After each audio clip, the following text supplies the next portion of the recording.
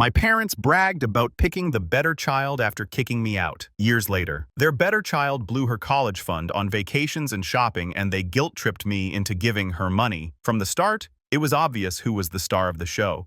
My twin sister, Madison. 21, female, blonde hair, green eyes, dimples, all that angel child stuff people gush over. Every time someone met us, it was, "Oh, she's gorgeous," followed by, "And that's her brother," like I was her chauffeur or something. My parents, Steve and Sydney, ate it up. If Madison so much as burped politely, she was graceful. If I did anything lazy, unmotivated, a problem. And I'm not exaggerating. One year for Christmas, she got an iPad and I got socks. Not nice socks, clearance socks. 2 sizes too small. They loved pointing out that I was darker skinned than Madison. She got mom's light skin and dad's light eyes. I got me. Guess which one fit better into their family photo aesthetic? Spoiler. Not the kid who got told to stand in the back so the lighting doesn't wash out your sister's face.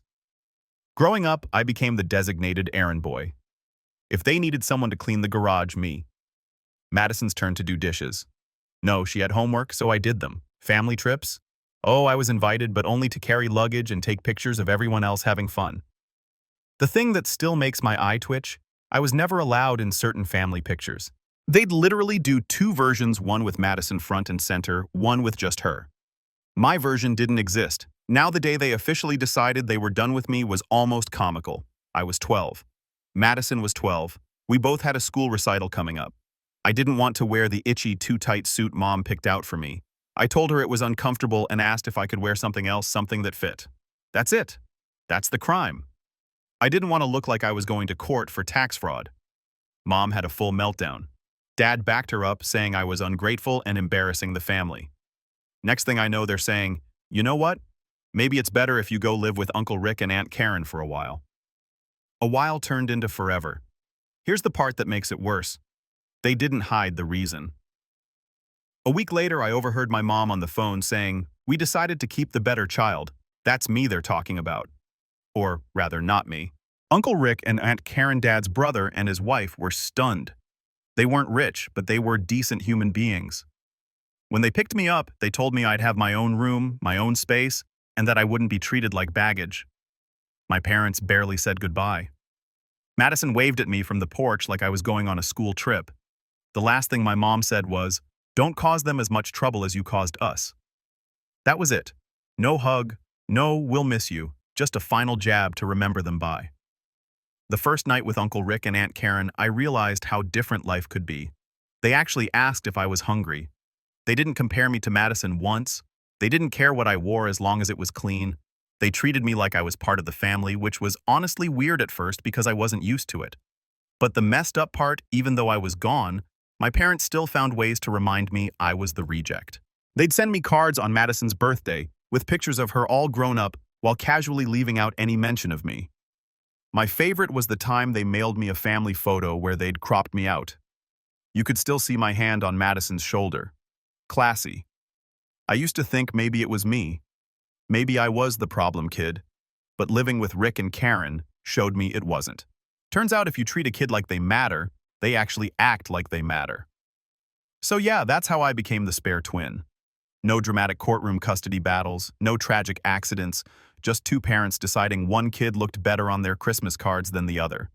And honestly, it was the best thing they could have done for me. Because while Madison was busy being groomed as the golden child, I got out. I got to live with people who didn't care how I looked in photos. And one day, I was going to make sure that decision, their choice to dump me, was the thing that came back to bite them hardest. So I figured moving with Uncle Rick and Aunt Karen would be the end of it. They tossed me out, so why would they care what I did? Yeah. Turns out my parents weren't the let it go type. They were the throw something in the trash and then complain the trash doesn't send them thank you notes type. The first weird move they pulled came that Christmas. Rick brings in a stack of mail, hands me a card with my name on it. I open it up, and it's a glossy photo of my parents and Madison in matching sweaters holding a golden retriever I'd never seen before. Big letters on the front. "Merry Christmas from our perfect family." My name wasn't even printed inside, just a Sharpie note. "You'd look better in this picture if you tried harder." Merry freaking Christmas. Then they got creative. On my 14th birthday, A box shows up. Inside, a single cupcake. No frosting, no note, just a candle jammed in the middle. And I knew instantly this wasn't them remembering my birthday. It was their way of saying, "You're not worth an actual cake." Another time, a padded envelope showed up with a gift inside. My old participation ribbon from 3rd grade, burnt on the edges. I guess they thought that would really stick it to me. This stuff wasn't for me. It was for them. They weren't trying to reconnect.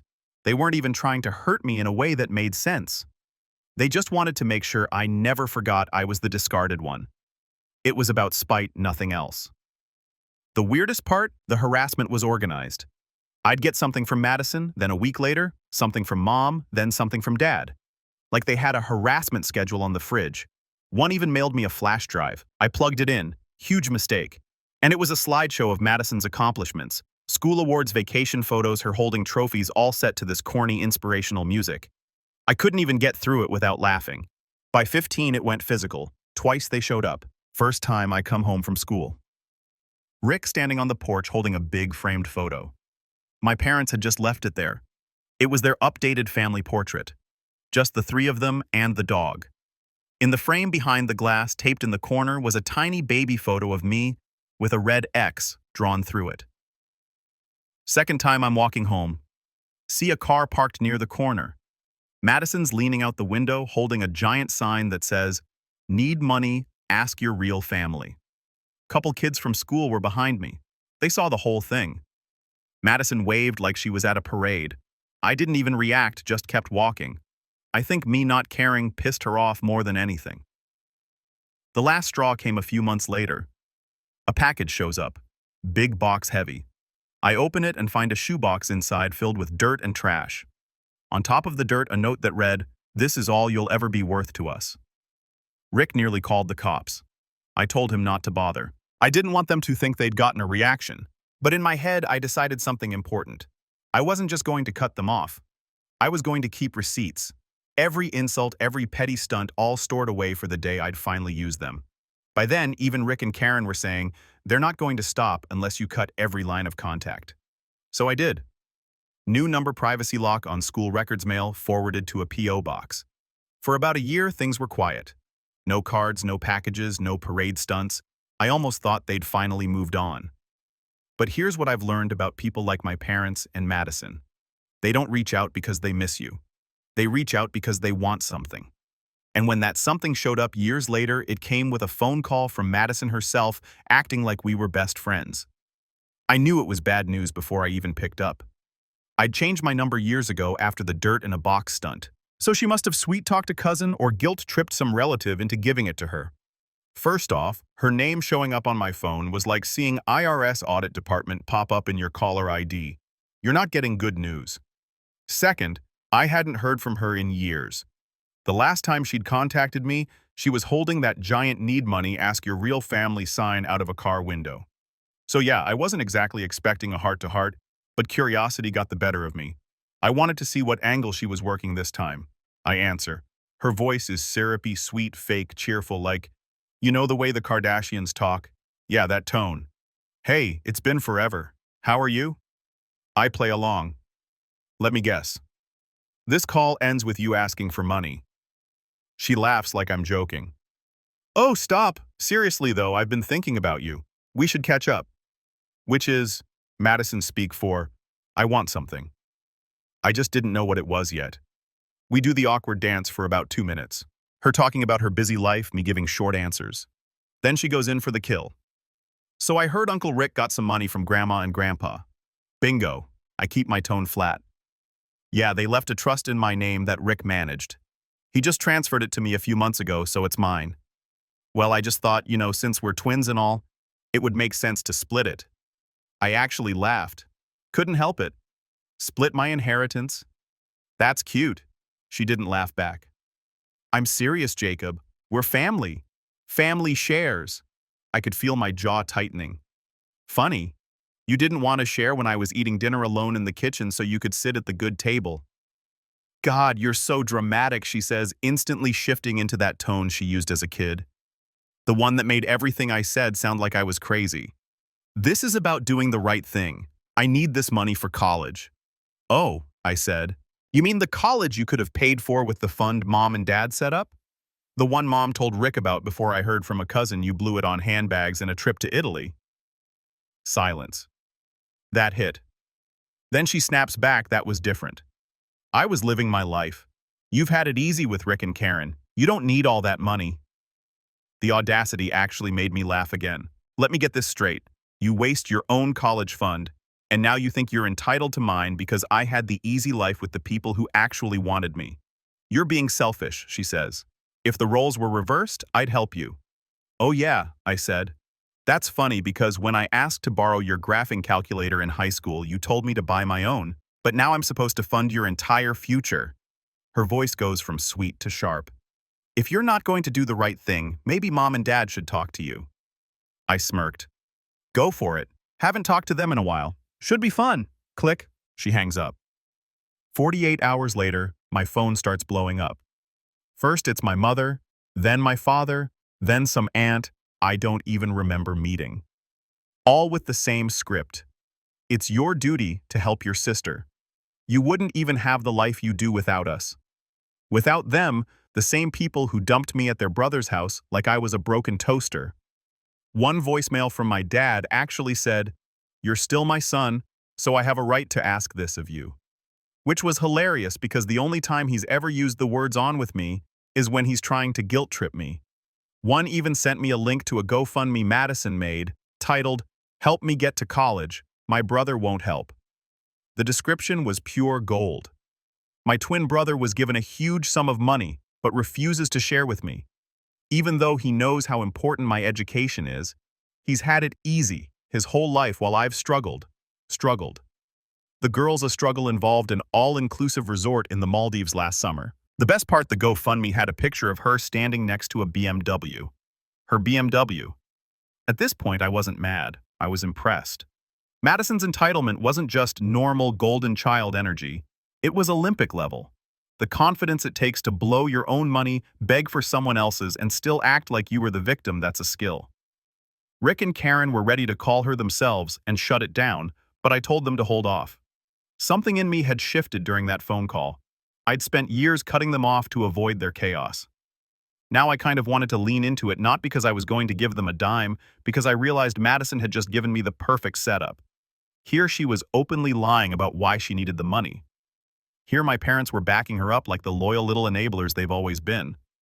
And here I was with the receipts, literal and digital, proving she was full of it. So instead of blocking their calls, I started answering them, letting them rant, acting like I was thinking it over.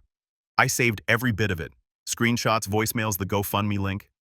I even had a mutual friend send me screenshots of her bragging about her Italy shopping spree and Malda's getaway in a private group chat. This wasn't just about money anymore. It was about making sure they all got exactly what they deserved. That night, Madison texted me one last time before going quiet. One way or another, I'm getting what I deserve. I smiled at my phone. Yeah, I thought you will, just not the way you think. See, the thing about people like Madison and my parents, they don't know when to quit. If you let them think they're wearing you down, they'll just keep talking. And the more they talk, the more ammo they give you. So I decided not to block them. I decided to invite the chaos in just long enough to get everything I needed. The next morning, Madison called again. I could tell she'd been rehearsing her reasonable voice. Jacob, I want us to work this out.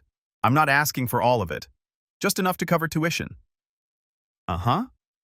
How much is enough, I asked already, knowing the number was going to be insane. She didn't disappoint. 50,000. But that's just the base. There's also books, housing, and personal wellness. I cut in silence. Then, how do you know about that? I'm psychic, I said. She huffed and changed the subject, but I could hear the panic in her voice. That told me she knew she'd already said too much somewhere, and she was wondering where I'd heard it.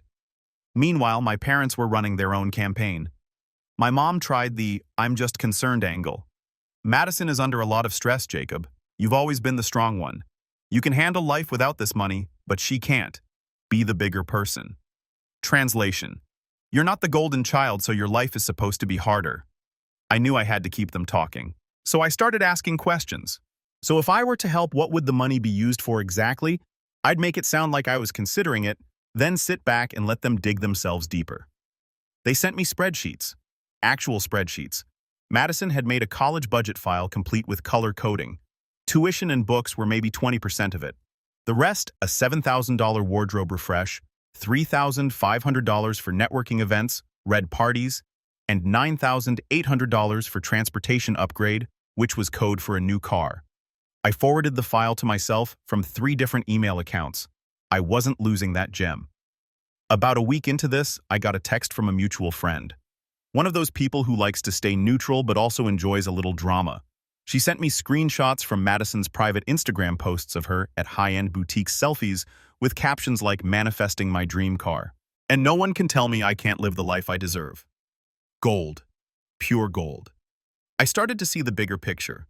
Madison thought this was going to be a quick guilt trip and a payday. My parents thought they could pressure me like they always did when I was a kid.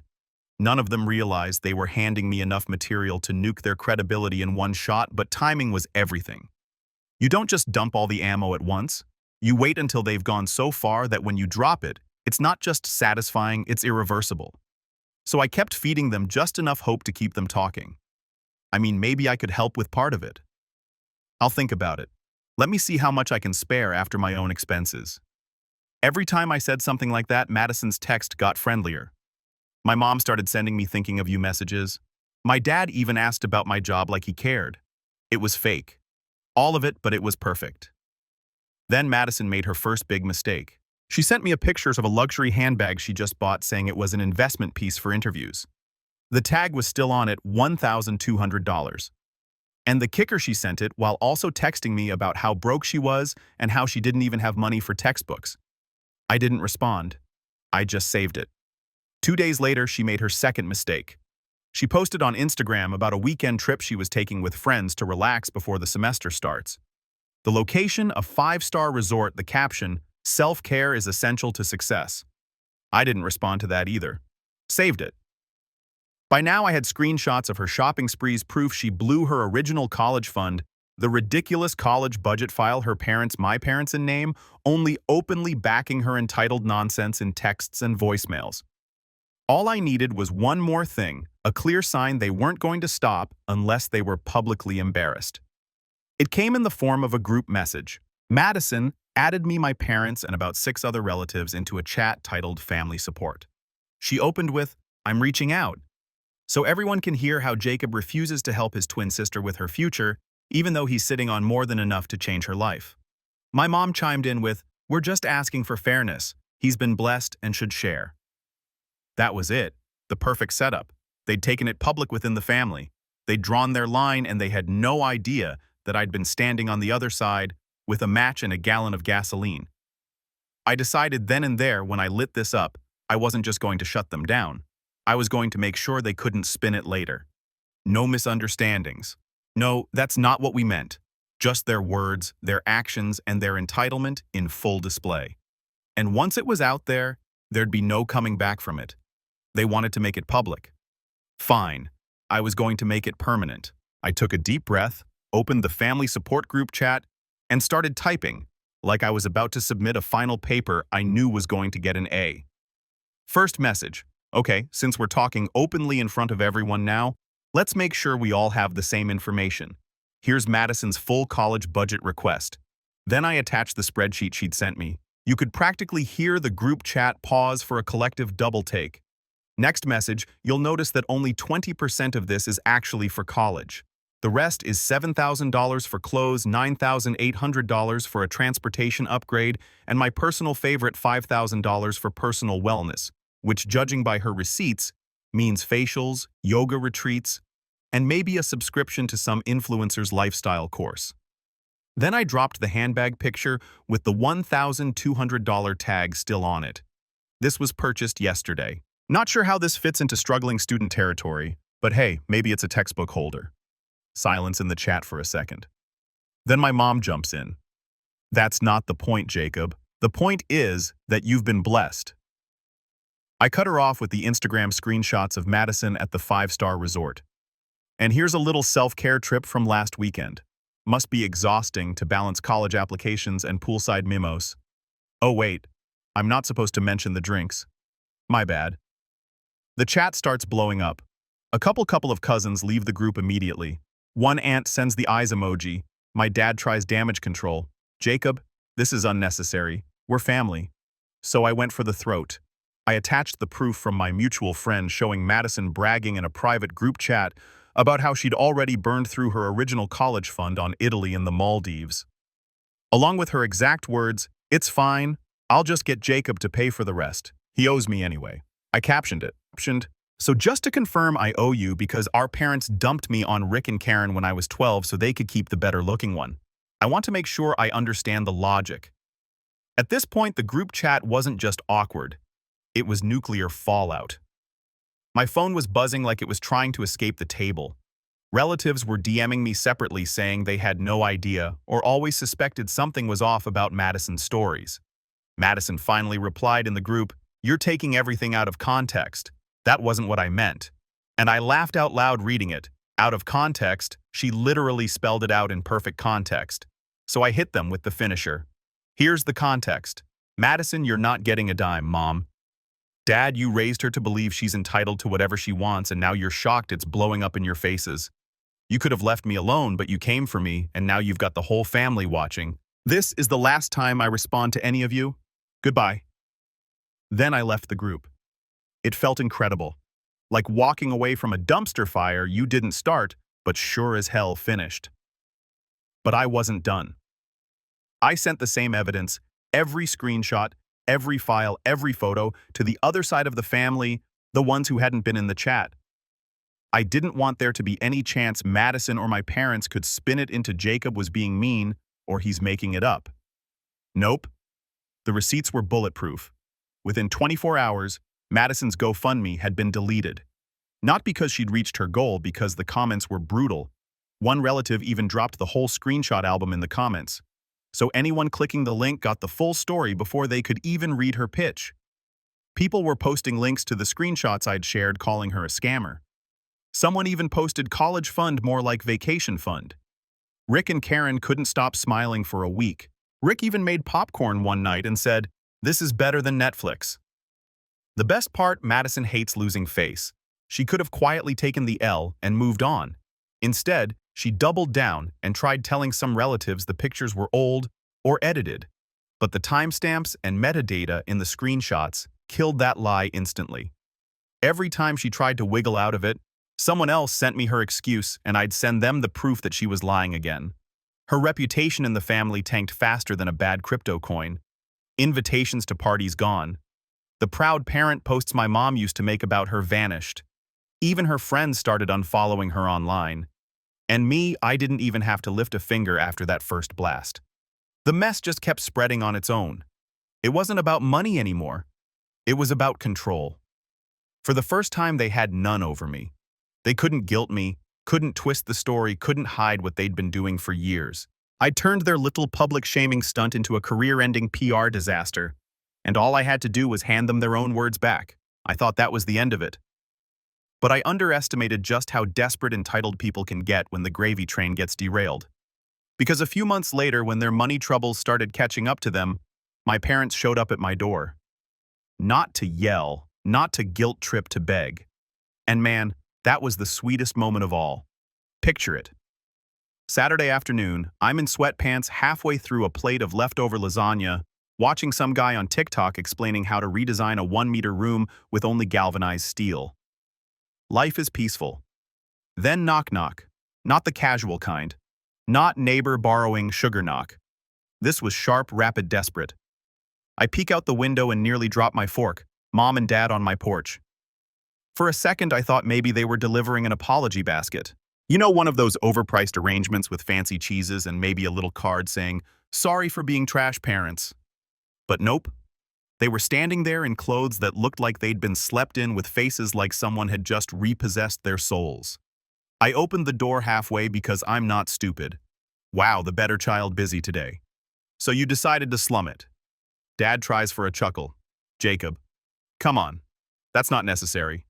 Oh, it's necessary. I told them, so what brings you here? Forgot my birthday again and wanted to make up for the last 20 years. Mom jumps in, clasping her hands like she's auditioning for a church choir. We've made mistakes. We know that. But we're still family, and family should stop right there. I cut her off because the last time I heard the word family from you, it was followed by you asking for money. And judging by your faces, this isn't a social call. They exchange a look, the kind where you know they were hoping to warm me up before hitting me with the real reason they drove here. Finally, Dad says it.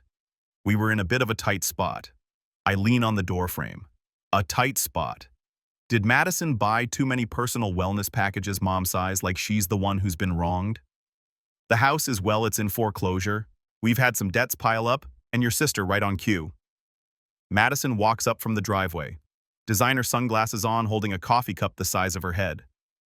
Hey, Jacob, she says like she's greeting a waiter. She's about to stiff on a tip. I grin. Well, if it isn't the star of the GoFundMe scammer documentary. What's up, sis? She ignores that. We're just here to talk. Things have been hard and you have the means to help us. There it was. Not even dressed up this time, just straight to give me your money. I tilt my head. You're right, Madison. I do have the means, and I'm using them for me. Crazy concept, I know. Dad steps forward like he's trying to reclaim some fatherly authority he never earned. We're asking for a loan interest-free, just enough to get back on our feet. I laugh. You guys have been on your feet for years. They've just been stomping on everyone else's toes. And now that you've tripped, you're looking for me to be your crutch. Mom tries the guilt trip next. We took you in when you were a baby. Correction, I interrupt. You gave me away to Rick and Karen because I didn't match the holiday photo aesthetic. Let's not rewrite history. Madison scoffs. God, you're so dramatic. It's just money. You act like we're asking for your kidney. Yeah, I say. But see, the difference is, if you took my kidney, you'd probably sell it and then still come back asking for the other one. Dad's jaw tightens. We're giving you a chance to be the bigger person here. I smirk. I've been the bigger person since I was 12. You guys were just too busy polishing Madison's halo to notice. They're all standing there now, shifting uncomfortably, realizing the old tactics aren't working.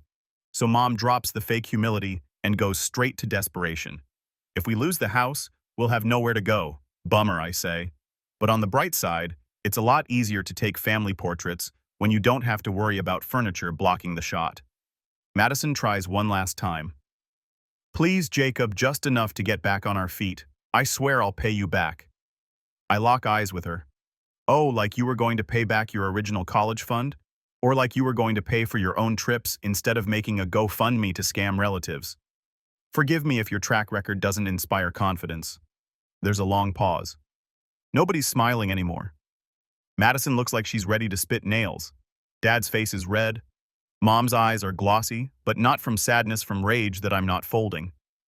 So I finish it. Calm, steady, no yelling. You all made your choice a long time ago.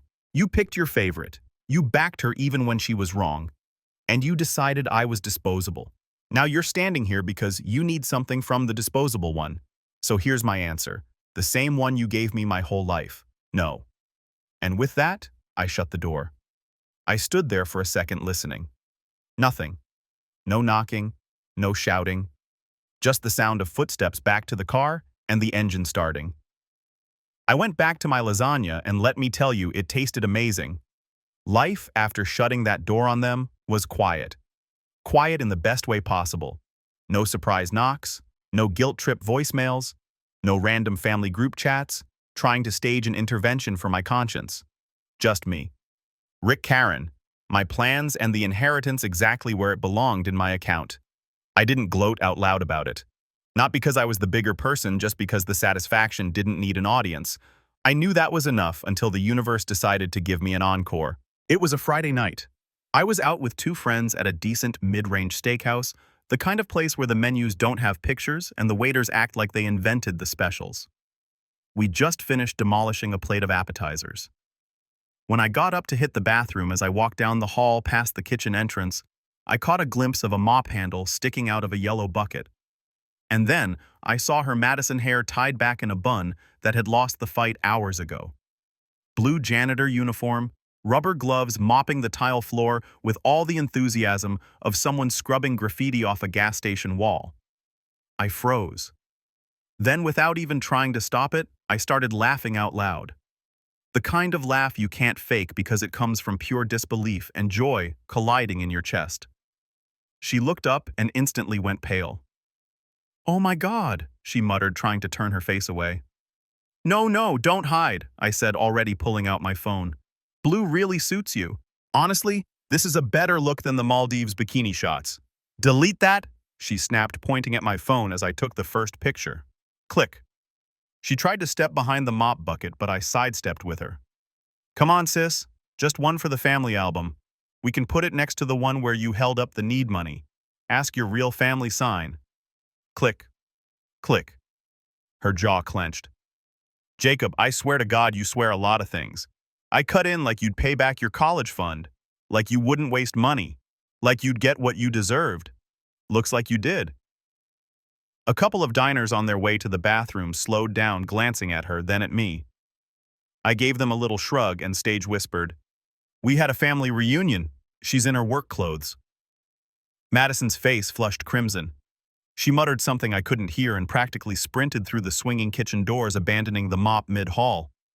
I stood there for a second, just grinning. Then I took one last picture of the lonely mop bucket and went back to my table like nothing had happened. Of course, I didn't just keep those pictures to myself. I sent them to my two closest cousins, the same ones who'd been in the family support chat when I dropped the receipts months ago. By the time I got home, one of them had already made a side-by-side meme. On the left, Madison posing in Italy with shopping bags. On the right, Madison in her blue janitor uniform captioned, "Living the life she deserves." The next day, I woke up to a barrage of texts from her. "Delete those pictures now. You're obsessed with ruining me. I will sue you." I replied with a thumbs-up emoji. That's it. A few hours later, Mom called. I didn't answer. Then Dad called. Same result. Then they tried from a block number which went straight to voicemail. That one I saved without listening. I didn't need to hear the script. I already knew it was some variation of "You've gone too far" mixed with "We're still family."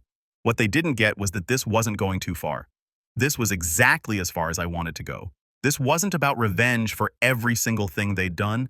It was about letting them live in the reality they'd built and occasionally walking by to enjoy the view. Madison had spent her whole life convinced she'd always be on top. That someone, me, my parents, the family, whoever would swoop in to save her no matter how badly she screwed up. Seeing her in that uniform mopping floors and knowing there wasn't a rescue coming, that was better than any apology she could have faked. When I left the restaurant that night, I walked past the kitchen doors again. Madison was back at her post, head down, avoiding eye contact. I didn't stop, didn't say a word, just let my laughter trail behind me like perfume, because blue really does suit her.